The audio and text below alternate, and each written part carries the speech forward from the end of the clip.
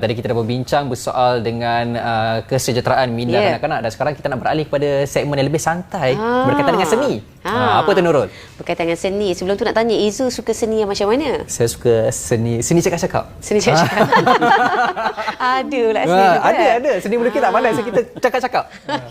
Okey, dan kalau bagi anda di luar sana yang memang pecinta seni, jangan melepaskan peluang untuk menyaksikan pameran seni Asia. Dan hari ini kita akan membincangkan mengenainya yang akan bakal berlangsung tak lama sahaja lagi, dan kami bawakan tetamu di studio hari ini merupakan pengasas pameran seni Asia, iaitu Puan Hazrita Muhammad Hatta dan juga Encik Ismail Haji Kassan, merupakan pengarah Pusat Latihan Perindustrian dan Pemulihan PLPP. Assalamualaikum Puan Hazrita dan Encik Ismail ya. Terima kasih kerana sudi bersama kami di set Apa Khabar Malaysia untuk berkongsi mengenai seni seni Asia pula kali ini kan. Dan mungkin secara ringkasnya Puan Hazrita boleh berkongsikan mengenai pameran seni Asia yang bakal berlangsung tak lama lagi, di mana tu dan lokasinya bila? Okey, pameran seni Asia ataupun kita panggil Asia Art Show akan diadakan pada 17 hingga 18 September di Royal Chulan Kuala Lumpur. Dia hanya selama 2 hari kerana pameran ni dia berskala tinggi sedikit, di mana kita telah naik taraf daripada pameran sebelum ni ke pameran yang lebih tinggi sedikit dari sudut pementasannya. Kerana dulu kita hanya berpameran di shopping mall, di lokasi-lokasi biasa, tetapi kali ini kita buat di hotel yang boleh dikatakan bertaraf 4 hingga 5 bintang. Jadi tujuan kami adalah untuk tujuan sebenarnya adalah untuk mencipta ataupun menjual kepada peminat seni baru ataupun peminat seni tegar. Sebab kalau kita menunggu peminat untuk datang dan beli, dan itu mengambil masa. Kali ini kami jemput mereka untuk datang dan beli. Konsep kita kita tunjuk dan kamu beli. Itu dia. Okay, Puan, soalan ringkas sebelum kita beralih ke Puan Encik Ismail. Apakah tema pada Asia Art Show ni? Sebab kita tahu kita sekarang dalam musim, kita baru saja Hari Kebangsaan dah pun berlalu pada 31 Ogos dan sekarang ke fasa Hari Malaysia yang akan disambut pada 19 September nanti. Jadi apakah temanya? Okey, kita tidak meletakkan sebarang tema untuk pertama kali ini. Kita terbuka. Namun kita ada seni yang melibatkan sejarah, nature ataupun Hari Malaysia dan kemerdekaan. Okey, itu dia ya. Dan kita nak kepada Encik Ismail pula, merupakan pengarah Pusat Latihan Perindustrian dan Pemuliharaan PLPP. Kita nak tahu juga mengenai peranan dan juga fungsi PLPP dalam pameran seni Asia kali ini. Okey, pertama-tama terima kasih Nurul, Izu. Pertamanya PLPP ini adalah di bawah jabatan institusi di bawah Jabatan Kebajikan Masyarakat Malaysia, dan kita memberi perkhidmatan kepada OKU melalui latihan vocational dan juga pemulihan perubatan. So dalam pameran ini kita berpeluang mengenengahkan bakat-bakat pelajar-pelajar OKU di pusat ini untuk menghasilkan karya-karya yang boleh dihayati oleh orang ramai lah. Itu tujuan kita. Jadi bagaimana penyertaan golongan OKU ni terhadap PLPP? Adakah mereka datang ke PLPP atau PLPP promote untuk golongan OKU ni? Kita sememangnya memberi latihan kepada OKU di seluruh negara. Kita satu-satunya institusi di bawah JKM yang melatih OKU, dan salah satunya daripada kursus seni lukis adalah salah satu daripada kursus yang kita tawarkan kepada OKU di luar sana lah. Jadi kita meningkat bersama dengan Art Market Malaysia, kita nak meningkatkan lagi potensi yang ada pada OKU itu sendiri dalam seni lukis ini. InsyaAllah mungkin pada satu hari nanti dengan ada platform sebegini, dia boleh melonjakkan lagi potensi OKU tu.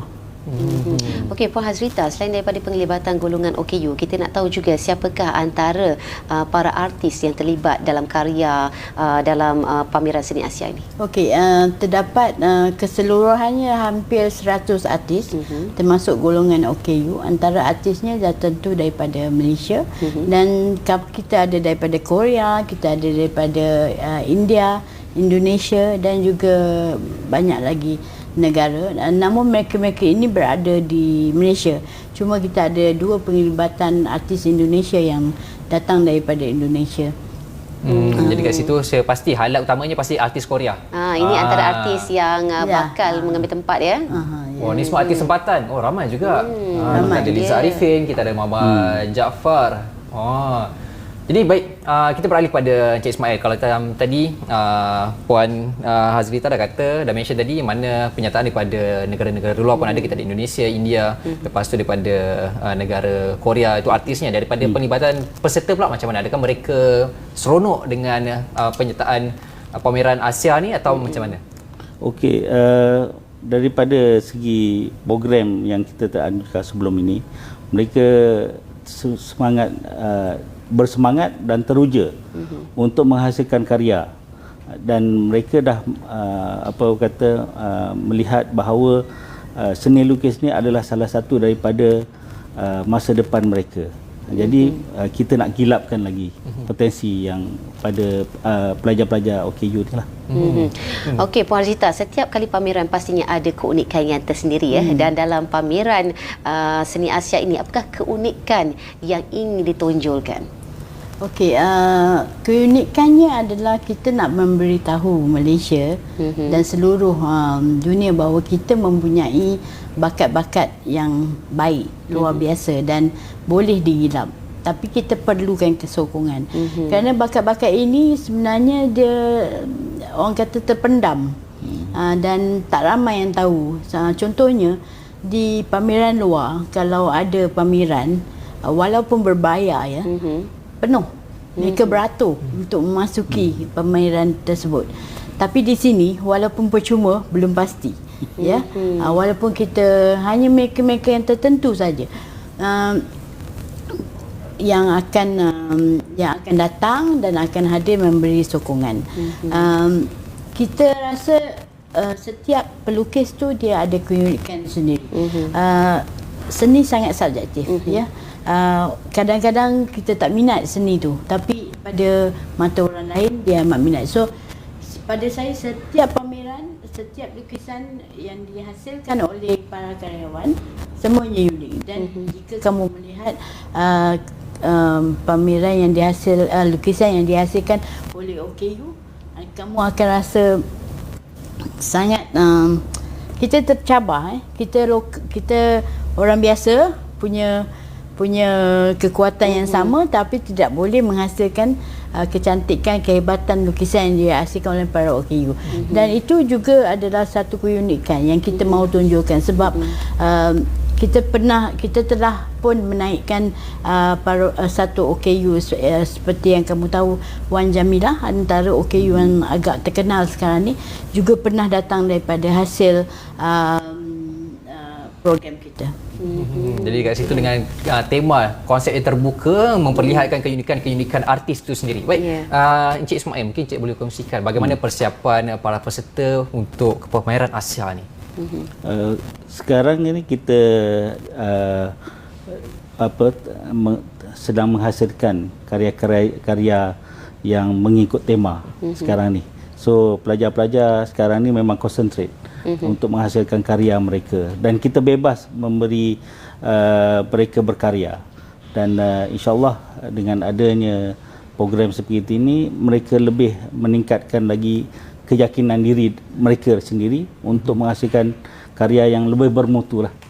Itu daripada Puan Hazrita melihat sendiri daripada segi kualiti dan juga kesinambungan daripada pekaryaan daripada awal sampai dah sekarang.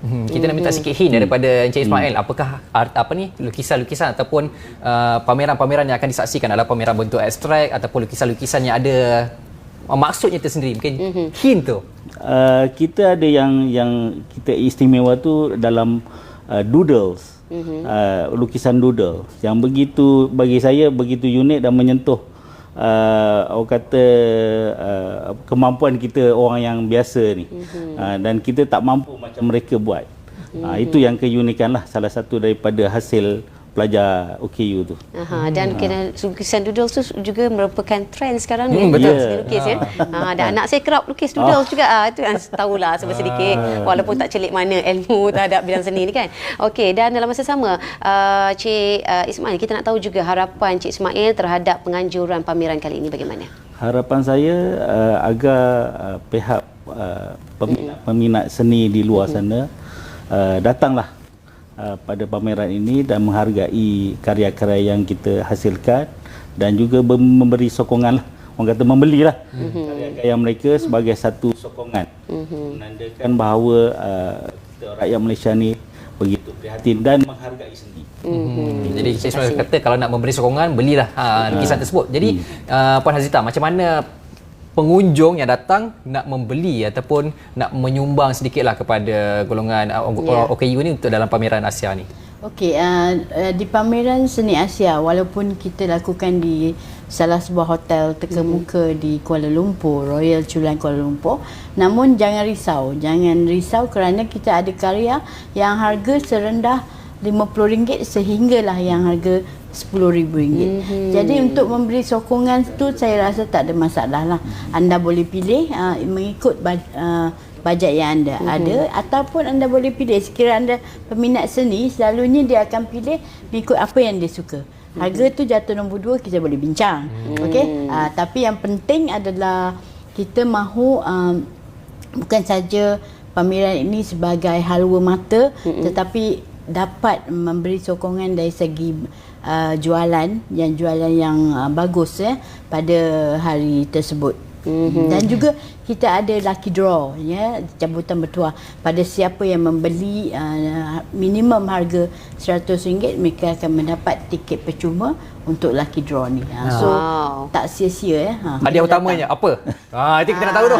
Hadiah utamanya antaranya 3 hari 2 malam. Di mana? Rahsia. 3 hari 2 malam. Itu dia. Di dalam atau luar negara? Dalam lah. Kalau luar saya pergi dulu. Itu yang lagi tak sabar ni. Okey, dan Puan Hazita boleh juga kongsikan mengenai harapan terhadap penganjuran pameran seni Asia yang buat julung kalinya diadakan ni? Okey, kami benar-benar ingin mempelawa semua orang untuk datang dan beli, ya. Datang dan lihat pun boleh, tapi sekurang-kurangnya bawalah balik buah tangannya daripada para pelukis kami. Kami tidak mendapat penajaan yang besar kali ini, mungkin kerana baru dan dari segi ekonomi. Jadi penajaan yang kami dapat hanyalah daripada Tourism Motek dan juga MBI Selangor. Dan kami benar-benar mengharapkan orang ramai di luar sana untuk membantu kami, memastikan target kami untuk menjual lukisan ini. Target kami sekurang-kurangnya kami dapat menjual 200 lukisan. Itu sudah cukup menggembirakan pihak kami dari segi artis ataupun pelukis-pelukis OKU, dan ini akan membolehkan kami melakukan pameran yang seterusnya. Yang pertama ini merupakan hala tuju untuk program yang seterusnya. Dan harganya adalah bermula daripada RM10 sehingga ke RM10,000. Kita ada harga yang berharga RM10 hingga RM10,000. Kalau yang RM10 tu macam mana hasil lukisan dia tu? Mungkin lukisan mini atau dah di print, yang original di print, dicetak supaya mereka, sebab ada yang original harga RM4,000.